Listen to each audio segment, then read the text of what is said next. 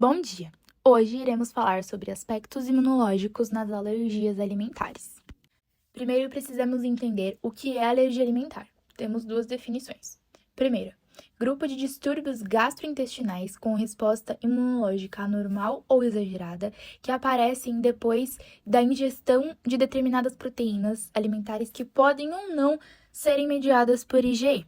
A segunda definição é uma resposta imunológica adversa aos alimentos proteicos que afeta cerca de 6% das crianças e 4% dos adultos. A hipersensibilidade anda muito próximo à alergia alimentar, ao passo que a alergia é um tipo de hipersensibilidade. O prefixo hiper já fala é algo grande em relação ao que tem-se na normalidade. Então são reações excessivas e indesejáveis que podem ter sintomas relativamente a menos, até sintomas que podem se tornar fatais.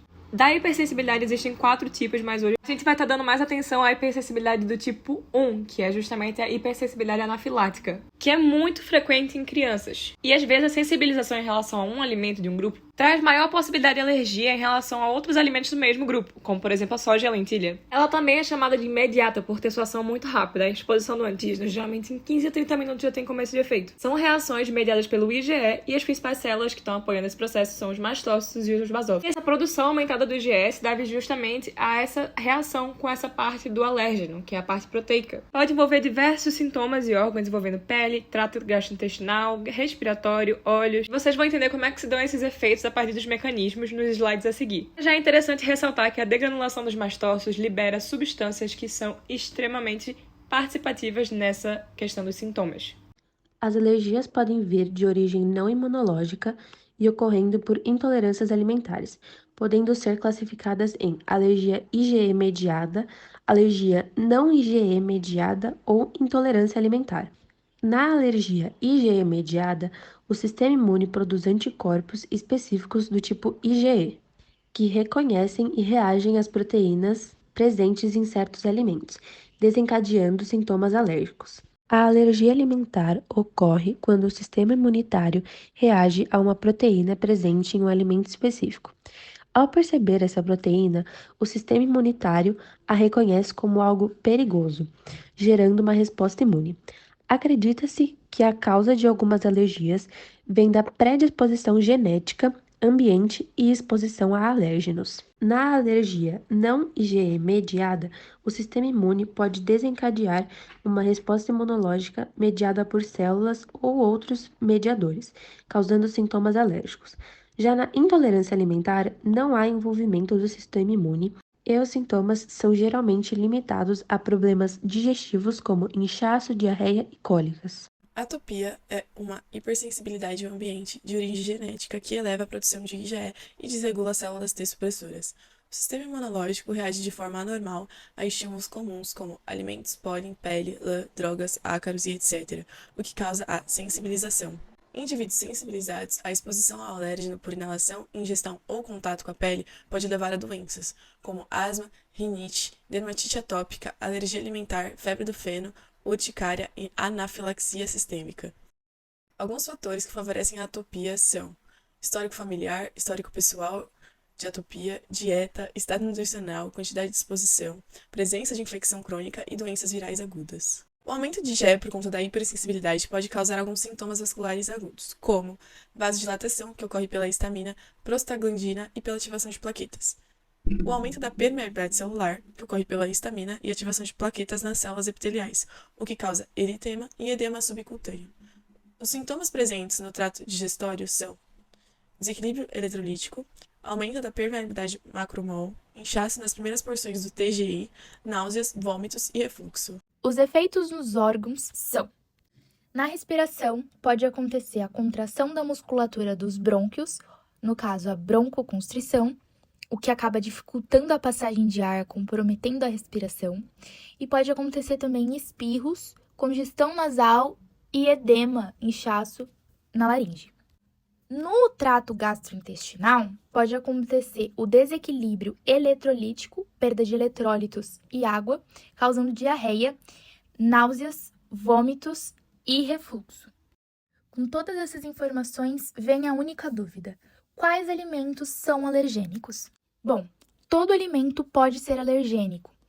O que causa a reação anafilática são as proteínas desses alimentos. E a reação alérgica vai depender da integridade estrutural da proteína, onde os epítopos, a parte que se liga ao anticorpo, é responsável pela atividade funcional da alergia. Então, temos aqui alguns famosos alimentos que acabam causando alergia em algumas pessoas. Todo mundo já viu um filme que a pessoa, ao comer alguma coisa com amendoim ou camarão, teve uma reação alérgica grave. Também temos o ovo, a soja, o leite, entre outros alimentos.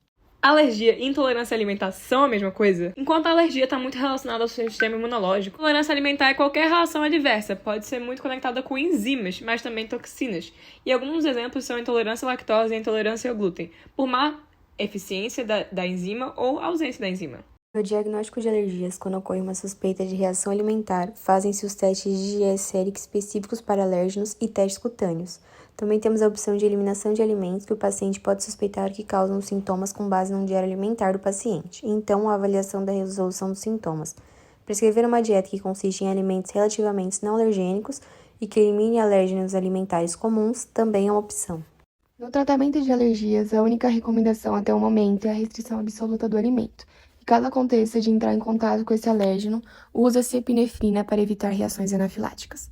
Já existem muitas pesquisas promissoras para o futuro para esses tratamentos de alergia alimentares, como, por exemplo, mecanismo de ação da imunomodulação, que tem como objetivo restabelecer o balanço TH1 e TH2 e ativar linfócitos T reguladores.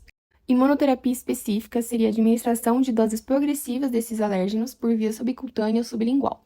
Dentro dela seria proteína e peptídeos recombinantes, que é uma forma mais propícia até o momento, porque baseia-se na reconstrução de aminoácido dos epítopos de alérgenos alimentares, com fins de imunoterapia. Outra seria a imunoestimulação por DNA, que acaba induzindo uma resposta TH1 e a supressão da síntese de IgE.